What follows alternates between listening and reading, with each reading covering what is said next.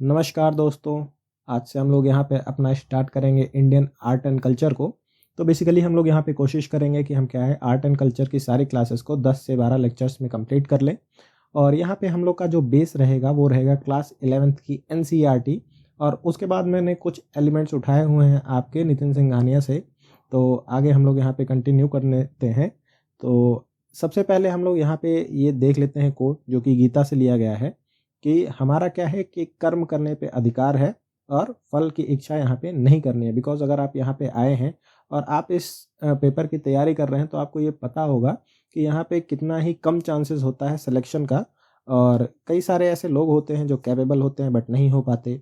तो उनसे ये हम कई सारे टीचरों को भी देखते हैं जो कि हमें पढ़ाते हैं और मैंने भी उन्हीं से ही पढ़ा है। तो यहाँ पे बेसिकली अगर इस श्लोक की बात करें तो यहाँ पे बात की गई है पेशेंस और परसिवरेंस की। हमें इन दोनों चीज़ों का ध्यान रखना है। और उसके बाद हम लोग यहाँ पे अगर बुक लिस्ट की बात करें तो बेसिकली मैं आपको क्या है कि ये नितिन सिंघानिया और ये इंट्रोडक्शन टू आर्ट एंड ये एनसीईआरटी की है बेसिकली 11th वाली। तो हमारे लिए सबसे इम्पोर्टेंट होने वाली है ये। ठीक, इसको आपको पढ़ना है बट एक एक लाइन नहीं पढ़नी है क्योंकि आपके इसके क्वेश्चन आते हैं बहुत कम। बट इसमें क्या है बहुत ही ज़्यादा कंटेंट है जो कि आपको ओवरवेलम कर देगा। तो आपको यहाँ पे क्या है कि केवल सेलेक्टिव चीज़ें ही पढ़नी है। जो चीज़ आपको इसमें थोड़ा सा कम लगता है वो आप यहाँ से पढ़ सकते हैं। मैंने अगर आप मेरी पूछें तो मैंने इसको अपना बेस बनाया था और इसको एज अ सपोर्ट यूज़ किया था बट पढ़ा मैंने दोनों ही था। और इसमें मैंने भी लाइन टू लाइन पढ़ाई नहीं की थी, वही पढ़ा था जो इसकी मुझे ज़रूरत है। उसके बाद अगर हम लोग यहाँ पे मतलब जो स्टार्ट करते हैं नई नई पढ़ाई या जो पढ़ने आते हैं तो उनको ये रहता है कि सफिशिएंट क्या है।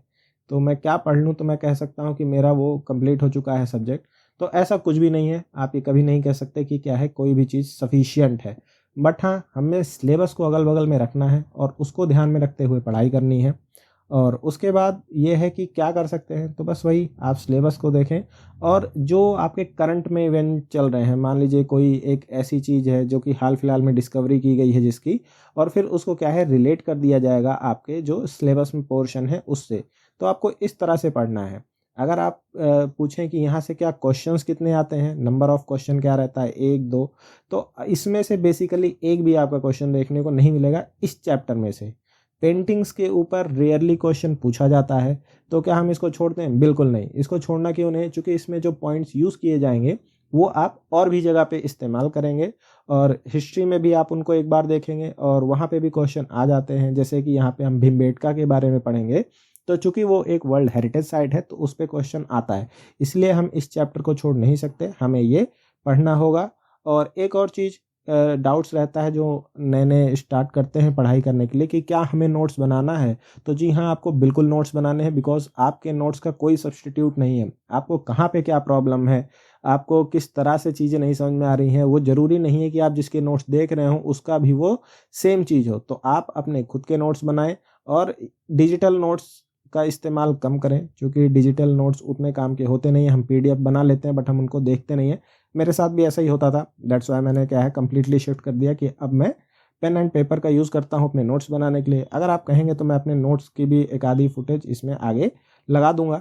तो हम लोग यहाँ पे अगर देखें तो हम किस तरह से स्टार्ट करेंगे तो ये हमारा टेबल ऑफ कंटेंट है और हम इसी को फॉलो करेंगे। अगर इसमें अगर आप मुझसे पूछें कि सबसे ज़्यादा क्वेश्चंस कौन कौन से पार्ट से आते हैं तो ये आपका टेम्पल आर्किटेक्चर से आते हैं, आर्ट ऑफ इंडस वैली से आते हैं और मॉडर्न पीरियड। मतलब आप बेसिकली कह सकते हैं कि ये आपके जो पोर्शन है ये सबसे ज़्यादा इंपॉर्टेंट है। यहाँ से आपके एक दो पोर्शंस हैं वो हम देख लेंगे आगे वाले लेक्चर्स में। तो अब यहाँ पे स्टार्ट करते हैं चैप्टर 1। तो इसमें सबसे पहले जो हमारे दिमाग में क्वेश्चन आता है कि प्री हिस्ट्री हम कहते किसको हैं। तो हिस्ट्री, तो पहले अगर हम इस वर्ड को देखें हिस्ट्री, तो हिस्ट्री मतलब रिटन रिकॉर्ड, जो लिख के आपके पास रखा हुआ है उसको हम लोग कहते हैं हिस्ट्री। और जो लिखे जाने के पहले से आता है उसको हम लोग कहते हैं प्री हिस्ट्री। और उस समय पे कोई ऐसी लैंग्वेज नहीं थी जिसका यूज़ किया जाता रहा हो लिखने में। अब हो सकता है कि आगे चल के हमें डिस्कवरी देखने को मिले बट अभी इस समय ये कंडीशन है कि हमें अभी आपके इंडस वैली के पहले के जो लिटरेचर्स हैं वो बेसिकली नहीं मिलते हैं। तो आप यहाँ पे देख सकते हैं रिटन रिकॉर्ड का एब्सेंस होना प्री हिस्ट्री कहलाता है। और अगर बात करें ड्राइंग की, तो ड्राइंग का यूज़ बहुत पहले से किया जाता है। तो हम यहाँ पे देखेंगे कि किस तरह से अलग अलग पहले समय पे लगभग अभी हमारे पास अप्रॉक्स 52,000 ईयर्स ओल्ड पेंटिंग्स तक हमें देखने को मिली है। ठीक है, तो हम यहाँ पे देखेंगे कि आगे चल के किस तरह से है, कैसे कैसे पेंटिंग्स बनाए गए हैं ह्यूमंस के द्वारा। और सबसे पहले अगर हम लोग बात करें तो ये पेंटिंग्स की शुरुआत कहाँ से होती है, तो पहली बार जो केव पेंटिंग है वो आपकी मिलती है सुहागी घाट, जो कि मिर्ज़ापुर में है। तो कालीन भैया के इलाके में मिलती है ये पेंटिंग पहली बार। और किसको मिलती है, आल्बर्ट कार्लाइल जी को मिलती है, जो कि 1867 और 68 के टाइम पीरियड में था, और वो एक ब्रिटिश आर्कियोलॉजिस्ट थे।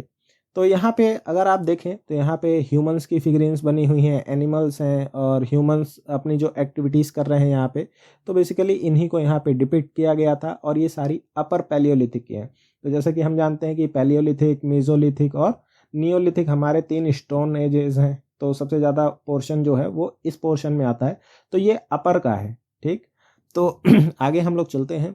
अगर यहाँ पे आप देखेंगे तो ये रहा आपका मिर्ज़ापुर का एरिया, यहाँ पे ये मिली थी पेंटिंग।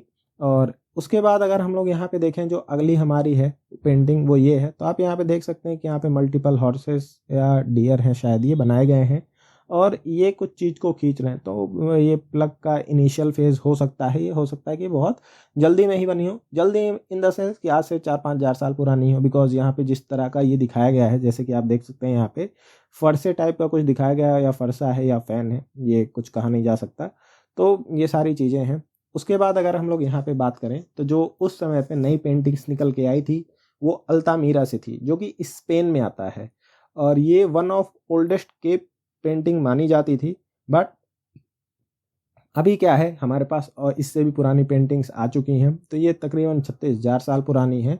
आप ये देख सकते हैं बुल और ये अलग अलग आपके डियर वगैरह बनाए हुए हैं। और अगर इन पेंटिंग्स की सबसे इम्पोर्टेंट बात यह है कि आप ये देखेंगे कि ये रूफ पे बनाई गई हैं। तो ये लोग पता नहीं कैसे रूफ पे बनाते रहे होंगे। आप खुद ही सोचिए कि आपको अभी अपने छत पे पेंटिंग बनानी है तो कितना ही मुश्किल होता है। धरती पे तो बनती नहीं है समझो, और हम लोग क्या है कि छत पे बात कर रहे हैं। तो ये उस समय बनाए हैं इन्होंने पेंटिंग्स, ये आप देख रहे हैं रूफ पे। यहाँ पे इन्होंने ये सीढ़ी का इस्तेमाल किया है। तो उस समय वो लोग किस सीढ़ी का इस्तेमाल करते रहे होंगे, ये भी काफ़ी सोचने की बात है। देन अगर हम लोग यहाँ पे देखें तो वो जगह कहाँ पे है, तो ये आप देखेंगे कि ये है अल्तामीरा। ठीक है, ये स्पेन में आता है। तो आप ये देखेंगे ये इस तरह के नाम आपको बेसिकली फ्रांस में देखने को मिलेंगे। जो भी एंथ्रोपोलॉजी ऑप्शनल लेगा, जब वो टूल्स के सेक्शन में जाएगा तो उसको यहाँ के बहुत सारे टूल्स भी देखने को मिलेंगे। यहाँ पे वो बहुत सारी साइट्स हैं जहाँ से वो टूल्स निकले हैं। तो ये इम्पॉर्टेंट रीजन बन जाता है एंथ्रोपोलॉजी के ऑप्शनल के हिसाब से। तो मेरा भी एंथ्रोपोलॉजी ही ऑप्शनल था, दैट्स वाई मैं आपको ये बता सकता हूँ। अगर हम लोग यहाँ पे बात करें कि सबसे पुरानी पेंटिंग, तो हाल फिलहाल में ये मिली है, रिसेंट डिस्कवरी है ये, कि ये सुलवासी इंडोनेशिया में मिली है। तो सुलवासी में क्या है कि मल्टीपल आइलैंड्स हैं, वहाँ पे इसका मिला है। तो आप ये देख सकते हैं थोड़ा सा रफ है, इसको मैंने मतलब थोड़ा सा जो इम्प्रोवाइज्ड फॉर्म है यहाँ पे लगाया हुआ है। ये आप देख सकते हैं कि यहाँ ह्यूमंस को बनाया गया है, यहाँ पे एक पिग की फिगर है। तो बेसिकली ये आपसे क्वेश्चन में नहीं पूछा जाने वाला, ये बस मैंने ऐसे ही लगा दिया है कि आपको थोड़ा सा आइडिया हो कि हाल फिलहाल में अभी तक सबसे ज़्यादा पुरानी पेंटिंग कहाँ से मिली है। और ये आप देख रहे हैं ये आपका आइलैंड है। तो बेसिकली ये आपका ऑस्ट्रेलिया के ऊपर मिलता है और ईस्टर्न रीजन में मिलता है इंडोनेशिया के। इसके ऊपर आपका अलग से आ जाते हैं आपका जो फिलीपींस वगैरह हैं। तो आगे चलते हैं। आगे हम लोग को क्या है कि अब हम लोग को एक पेंटिंग मिलती है लखू दियार से। तो यहाँ से क्वेश्चन पूछ सकता है। लखू दियार का बेसिकली मीनिंग होता है कि 1 लाख। ठीक है, लखू दियार लाख, तो आप इसे देख सकते हैं। तो व्हाट दे मेड, तो यहाँ पे आप देखेंगे कि ये वेवी लाइन सी बनी हुई है। ये मैंने डायरेक्टली एनसीईआरटी से ही लिया है। तो आप वहाँ पे बुक में देख सकते हैं कि इस तरह की वेवी लाइंस देखने को मिल रही हैं। और दूसरा क्या है कि आप ये देखेंगे कि यहाँ पे लोग क्या है ऐसे हैंड या पर्सन है, ये हैंड है, ये इनका हैंड इससे जुड़ा हुआ है, ये पर्सन है। तो आप इस तरह से देखेंगे हाथ में हाथ डाल के पेंटिंग इस तरह की बनाई गई है। और यहाँ पे सुपर इम्पोजिशन मिला है। तो मतलब जैसे मान लीजिए ये एक सरफेस है, तो इसके ऊपर पहले एक बार पेंटिंग की गई, देन फिर एक बार पेंटिंग की गई, देन एक बार पेंटिंग की गई। तो इससे हमें ये भी पता चलता है कि इस जगह को काफ़ी लंबे समय तक ऑक्यूपाई करके रखा गया था, और इसका मतलब रहने के लिए इसका इस्तेमाल किया जाता रहा होगा। और यहाँ पे जो बेसिकली साइट्स हैं तो पिकलीहाल, कुबगुल्लू और टेकलकोटा हैं। तो आपको ये नाम हो सके तो याद रख लीजिएगा, क्योंकि यूपीएससी का जिस दिन मन करेगा कि हमें टफ पेपर बनाना है तो उस दिन इनका पूछ सकता है।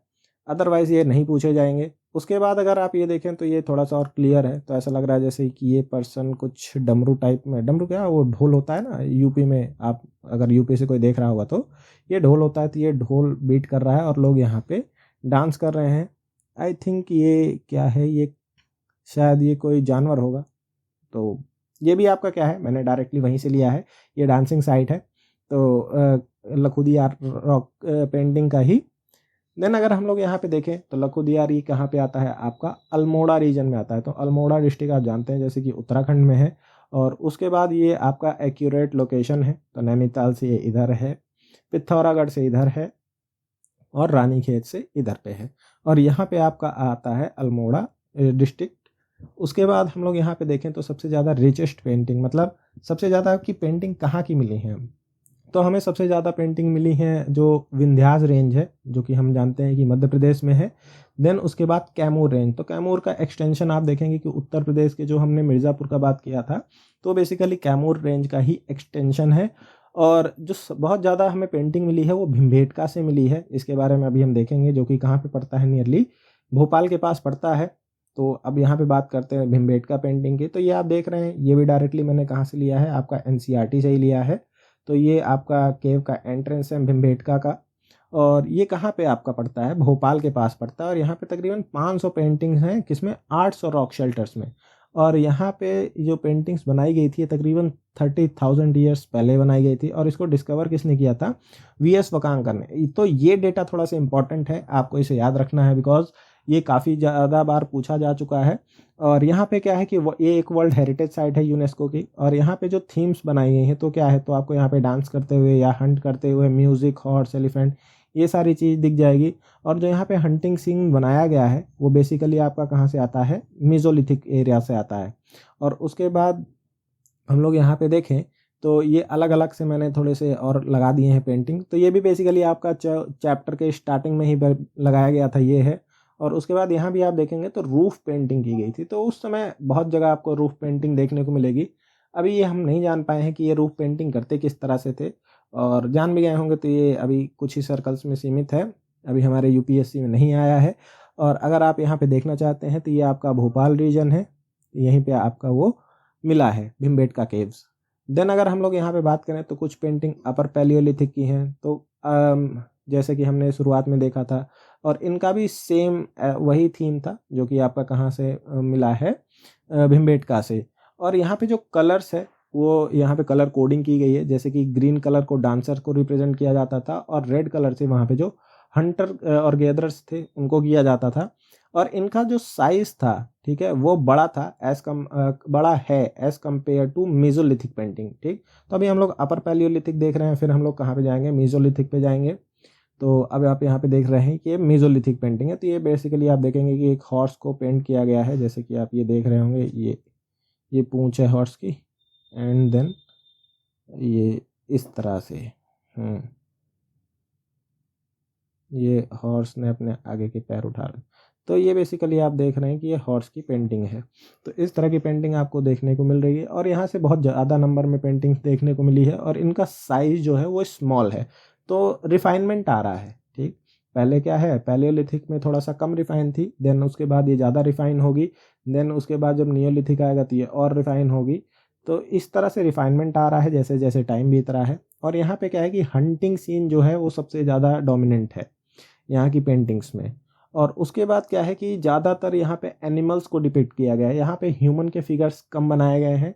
और यहाँ पे जो पिक्चर्स हैं उसमें आपको ये भी देखने को मिलेगा कि डर दिखाया गया है, कि जानवर हैं वो कई बार आके हंट कर देते होंगे, इस वजह से उनका डर दिखाया गया है। और यहाँ पे थोड़ा सा स्टाइल भी दिखाया गया है ह्यूमंस को, कि थोड़े से स्टाइल मार रहे हैं वो। By the way, rock minerals जो यहाँ पे कलर के लिए यूज़ किए गए थे, उन्होंने क्या है ऑक्साइड्स फॉर्म कर लिए, जिसकी वजह से वो पेंट क्या है आज तक प्रेजेंट है। और उसके बाद क्या है कि उनके आर्टिस्टिक वे ऑफ लिविंग को भी दिखाता है, और किस तरह से ह्यूमन इवॉल्व हुआ है ये भी हम इसका यूज़ करके ट्रेस कर सकते हैं। तो ये आप यहाँ पे देख रहे हैं कि ये स्पीयर्स का यूज़ कर रहे हैं। इसको आप लोग पढ़ेंगे टूल्स के बारे में, टूल इंडस्ट्री पढ़ेंगे अगर आप लोग एंथ्रोपोलॉजी पढ़ेंगे यहाँ पे कोई तो यहाँ पे वो यूज़ कर रहे हैं, इसको थ्रो कर रहे हैं। और आपका किल करने की कोशिश कर रहे हैं प्रे को। तो आप यहाँ पे देखेंगे कि इनको दिखाया गया है हॉर्स पे, लेकिन जब हम इंडस वैली सिविलाइजेशन के बारे में पढ़ते हैं तो वहाँ हम ये पढ़ते हैं कि हॉर्स अब्सेंट थे। तो ये एक आप कह सकते हैं कॉन्ट्राडिक्शन है हमारी इंडस वैली सिविलाइजेशन के टाइम का और इस टाइम का भीमबेटका। जबकि भीमबेटका की केव्स पहले बनी है, इंडस वैली सिविलाइजेशन बात की है, बट हम ये कहते हैं इंडस वैली सिविलाइजेशन में कि हॉर्स अब्सेंट थे। तो ये अभी क्लियर नहीं हुआ है। तो अभी आपको अगर पूछा जाता है कि हॉर्स क्या इंडस वैली सिविलाइजेशन में थे, तो आंसर आप अभी भी यही करेंगे कि नहीं थे। ठीक, अगर स्पेसिफिकली पूछता है कि क्या भीमबेटका केव पेंटिंग में हॉर्स डिपिक्ट किए गए हैं, तब आप कहेंगे कि यस। तो आपको जो आंसर करना है वो क्वेश्चन के बेसिस पे करना है कि किस तरह से वो पूछना चाह रहा है। तो इसी नोट के साथ इस वीडियो को हम लोग ख़त्म करते हैं। अब आप लोग सब्सक्राइब कर सकते हैं अफेयर्स 211। और हम लोग जो अगली वीडियो लाएंगे वो किस पे लाएंगे, arts of Indus valley civilization, basically Harappa civilization या मोहनजोदाड़ो सिविलाइजेशन, जिसको मेटूहा भी कहा जाता है। तो हम लोग क्या है उस पे लाएंगे अगली वीडियो। तो आप सब बता सकते हैं कुछ इम्प्रूवमेंट हो इस वीडियो में जो हम कर सकते हैं। Thank you.